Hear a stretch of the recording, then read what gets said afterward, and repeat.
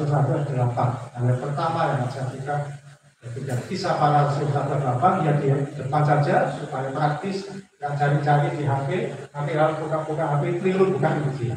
Kisah Rasul 1:8 kita buka, kita baca sama-sama. 1, 2, 3.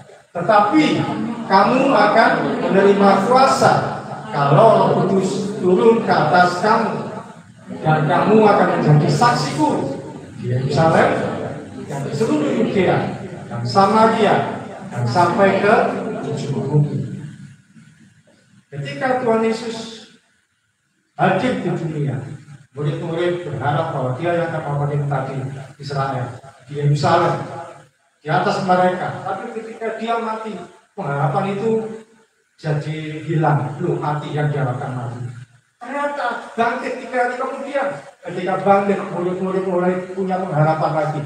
Mulai senang. Wah, ada sesuatu yang luar biasa. Yesus kita, guru kita. Ajaib. Tapi di waktu berikutnya, beberapa waktu kemudian, Tuhan Yesus ternyata harus naik ke surga. Tuhan murid-murid sempat kehilangan harapan loh yang diharapkan kemalang, akhirnya meninggalkan selama-lamanya. Tapi Tuhan Yesus memberikan pesan, memberikan amanat, memberikan mandat, memberikan pesan terakhir yang luar biasa. Selain amanat agung yang pernah kita bahas, ada pesan yang Dia sampaikan. Kamu akan menerima kuasanya gini. Kamu gak usah khawatir. Aku naik ke surga. Yang gantikan aku nanti adalah Roh Kudus yang lebih berkuasa, yang lebih bisa bukan dinikmati ya, tapi artinya bisa dirasakan di banyak orang. Kalau Yesus saja yang hadir, hanya sekelompok orang di situ saja yang merasakan hasilnya. Tapi ketika Roh Kudus yang hadir, ada dampak di seluruh dunia. Karena Dia berkata, nanti kalau Roh Kudus itu turun, datang di atas setiap kalian, kamu akan terima kuasa. Sama-sama katakan kuasa. Kuasa ini apa arti dari kuasa? Ya tentu banyak dari kita yang tahu itu menggunakan dari kata dunamos atau dunamis. Hanya sekedar mengerti saja. Artinya apa? Kuasa adalah kekuatan, tenaga, pekerjaan besar, mujizat, atau daya ledak yang tinggi, keberanian, sesuatu yang luar biasa, yang high explosion. Itu adalah kuasa yang diberikan oleh Roh Kudus di dalam setiap kita. Setiap kita orang-orang percaya, anak-anak Tuhan punya kuasa, sehingga kita nggak tampil jadi orang yang biasa-biasa yang setengah-setengah. Dan dari kata kuasa atau dinamis ini lahir kata dinamit. Ada gambarnya di sebelahnya. Dinamit itu apa? Benda peledak yang bisa menghancurkan gedung bangunan yang sangat tinggi. Kita sering lihat di TV-TV, di berita kalau menghancurkan gedung bangunan, gedung bertingkat dan sering ada karena mungkin gedungnya bermasalah atau sudah terlalu tua. Tidak dirobohkan pakai bulldozer, tapi dengan apa? Dinamit. Kemudian ketika dinamit itu meledak, gedung itu akan runtuh dengan sendiri. Bahkan mungkin kalau kita sering lihat film action, dinamit ini untuk meledakkan tempat persembunyian musuh. Biasanya dikasih seperti ini jam, ada jam mundur, hitung waktu mundur. Ya akan meledak dalam waktu 10 menit. Dan mereka keluar sampai memang ada. Dari kata dinamis lahir dinamit, tidak hanya dinamit, ada lahir juga kata dinamo. Nah, dinamo itu apa? Benda yang mempunyai kekuatan untuk menggerakkan mesin. Ada di sepeda, contohnya berkaitan dengan listrik. Kalau ini contohnya adalah dinamo di pompa air. Di rumah saya adalah pompa air. Kalau dinamonya rusak, nanti pompa airnya tidak bisa berputar. Jadi dinamonya adalah yang menggerakkan mesin, yang membuat mesin itu bisa berputar, bisa menghasilkan sesuatu tenaga, bisa bermanfaat. Jadi apa? Artinya kita punya kuasa, berdaya ledak tinggi. Kita punya kekuatan, punya keberanian, mujizat. Dan dalam hal ini artinya apa?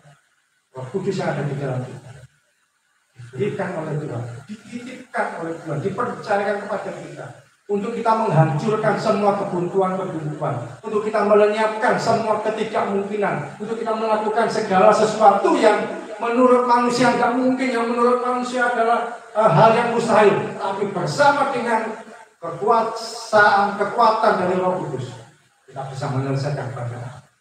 di berikutnya. Kita bisa menghancurkan kebuntuan yang selama ini ada di depan kita. Kuasa dari tempat yang tinggi dan kerajaan surga dengan nama Tuhan Yesus melalui Roh Kudus yang tinggal di dalam kita. Ketika kita berdoa untuk orang yang sakit sembuh, ketika kita berdoa untuk orang yang kesusahan mengalami kelegaan, mengalami sukacita, ketika kita berdoa untuk sesuatu yang sepertinya nggak mungkin, nggak ada jalan keluar, ketika kita berdoa ada situasi-situasi yang berubah, bahkan dari yang tidak ada menjadi ada. Kalau cuaca hujan, berani kita berdoa dalam nama Yesus hujan berhenti. Bisa berdoa, berhenti lah. Doa setengah jam berdoa dalam nama Yesus, tolong doa. Supaya bisa berangkat. Akhirnya memang nggak apa berhenti.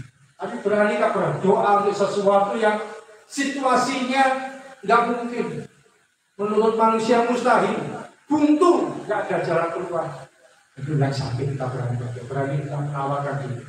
Saya berdoa kuliah, jadi ketika kita berdoa ada sesuatu yang bisa jadi ketika kita berdoa ada sesuatu yang mungkin buntu di hadapan orang lain atau nggak mungkin atau mustahil, tapi kita datang membawa kuasa di dalam nama Tuhan Yesus.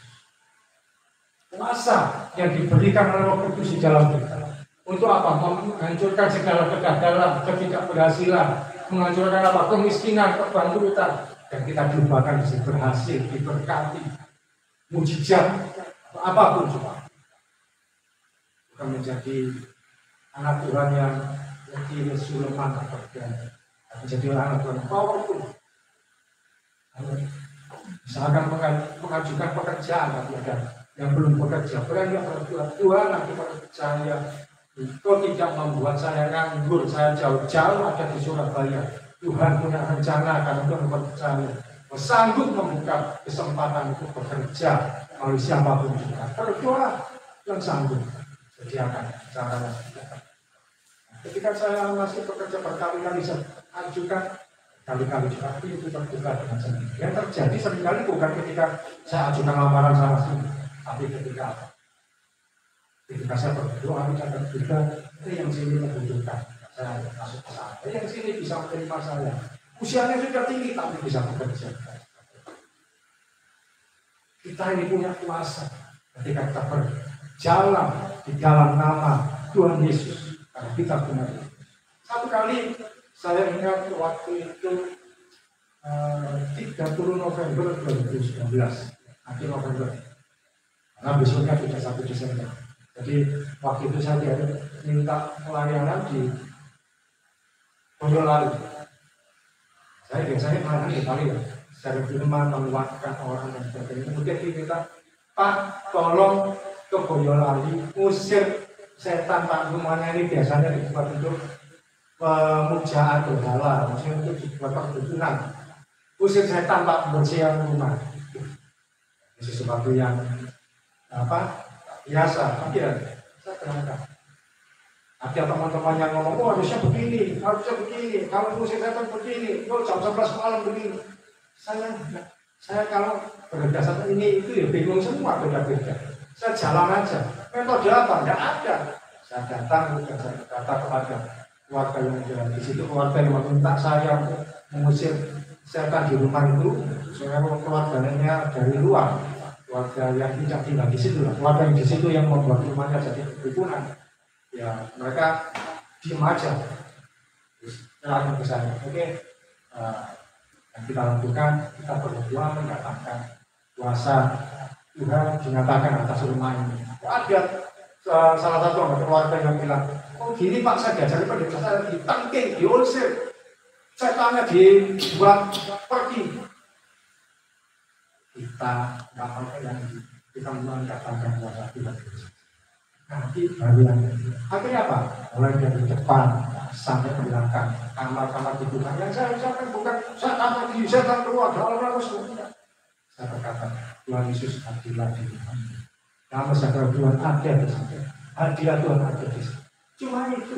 Yang lain lagi saya enggak santai. Tuhan Yesus hadirlah di rumah ini sepenuhnya rumah ini milikmu dari depan sampai ke belakang. Dari ruang tamu sampai kamar mandi, saya datang memang dari ruang tersebut. Kalau mungkin ada tahu apa yang terjadi. Saya pulang, itu sudah sore, kita turunkan di sore, itu berlalu. Sekarang ya mungkin saya pulang sama Jakarta. Biasanya sudah Desember salah satu saya 2019. 2 hari kemudian di tanggal 2 keluarga yang meninggal saya ngomong Pak kemarin ketika saya berdua seperti itu di rumah ya terjadi apa-apa. Bayangkan orang kan, oh kalau musim setan berarti ada sesuatu terjadi, setan yang kelihatan lagi mungkin hancur-hancur barang-barang tertentu. Saya jalan dan kuasa Tuhan sampai keluarga yang meninggal ketika Bapak pulang. Semua kita keluar. Tetangga itu melihat di rumah itu keluar asap hitam. Apa pengepul ke atas. Kuasa kekuatan sudah lewat. Sudah tak pernah mungkin bagi situ. Sebab hadirat Tuhan sudah dinyatakan. Kita berjalan dengan kuasa dari tempat yang mati ini.